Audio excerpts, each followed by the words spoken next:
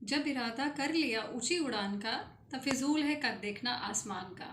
Hi guys, यही जज्बा, यही जुनून जो है वो आपकी उड़ान में होना चाहिए। आज फिर एक नई कहानी के साथ आपके सामने उपस्थित, और कहानी का शीर्षक है उड़ान भरिए, कंफर्ट जोन को छोड़िए।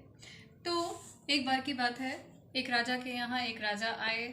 उन्होंने बहुत सारे उपहार, गिफ्ट्स उनको दिए, बेशकीमती गिफ्ट्स थे वो। लेकिन उनमें से जो एक सबसे अच्छा गिफ्ट राजा को लगा, वो था दो छोटे छोटे बाज के बच्चे। और वो बाज के बच्चे यूनिक थे, तो राजा ने उन्हें अलग से रखने के लिए कहा और उनकी स्पेशल केयर रखने के लिए कहा। उसके लिए एक सेवक भी अपॉइंट किया गया जो सिर्फ उनकी देखभाल करता था। अब धीरे धीरे वो बच्चे बड़े होते चले गए और राजा ने उन्हें भूल गया वो अपने कामों में। लेकिन एक दिन राजा को उनकी याद आई और राजा उनको देखने के लिए गया कि अब तो उन्होंने उड़ान भरना शुरू कर दी होगी, चले उसको देख के आए।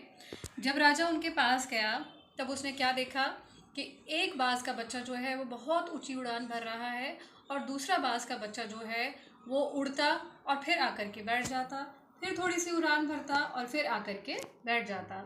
इतने में राजा को देख के बहुत ही हैरानी हुई। अब जो केयर टेकर उसके लिए रखा हुआ था, उससे जाके राजा ने पूछा। अब उसने बताया कि पता नहीं महाराज, ऐसा क्यों है, क्योंकि दोनों की केयर मैंने एक जैसे की, दोनों को खाने पीने के लिए भी एक जैसा दिया। इन दोनों में उड़ान के प्रति ऐसा डिफरेंस क्यों है, ये मुझे भी मालूम नहीं है।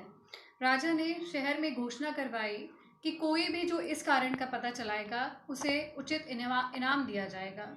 अब ये पता करने के लिए शहर भर में से कितने ही विद्वान, ज्योतिषी सब आए, और सबने उस पर सोचा कि ऐसा क्यों हो रहा है, लेकिन कोई भी उसमें सक्सेसफुल नहीं हुआ। अब राजा अपने महल वापस चले गए। अब दोबारा से एक दिन, थोड़े दिन बाद, राजा को एक खबर मिली कि वो जो दूसरा बाज का बच्चा था वो भी बहुत ऊंची उड़ान भरने लगा है। राजा को बड़ी हैरानी हुई। उन्होंने पूछा ऐसा कैसे पॉसिबल हुआ। तो सैनिकों ने बताया कि एक किसान आया था और उसकी वजह से ये पॉसिबल हुआ। किसान को महल में बुलाया गया और जब उससे पूछा गया तो उसने कहा, महाराज मैं तो एक छोटा सा किसान हूँ, मुझे कुछ भी ज़्यादा तो नहीं आता। सिर्फ मैंने क्या किया, उस बाज के बच्चे की डाली जहाँ पर वो आकर के बैठा करता था, उस डाली को मैंने काट दिया। तो दोस्तों, क्या हम भी अपनी कंफर्ट जोन में रहते हैं? क्या कई बार, चाहे हमारा वर्क प्लेस हो, चाहे हमारी कोई काम करने वाली जगह हो, चाहे घर हो, हम हमेशा आराम को ढूंढते हैं, कंफर्ट को ढूंढते हैं। हम ये नहीं सोचते कि ऊंची उड़ान के लिए या तरक्की पाने के लिए हमें उस कंफर्ट जोन को छोड़कर आगे बढ़ना ही पड़ेगा। इसलिए हमें अपने कंफर्ट जोन को भूलना नहीं है, याद रखना है, लेकिन उसे छोड़ करके अपनी सफलता की सीढ़ियाँ जो हैं वो चलते चले जाना है और उस कंफर्ट जोन को छोड़ देना है।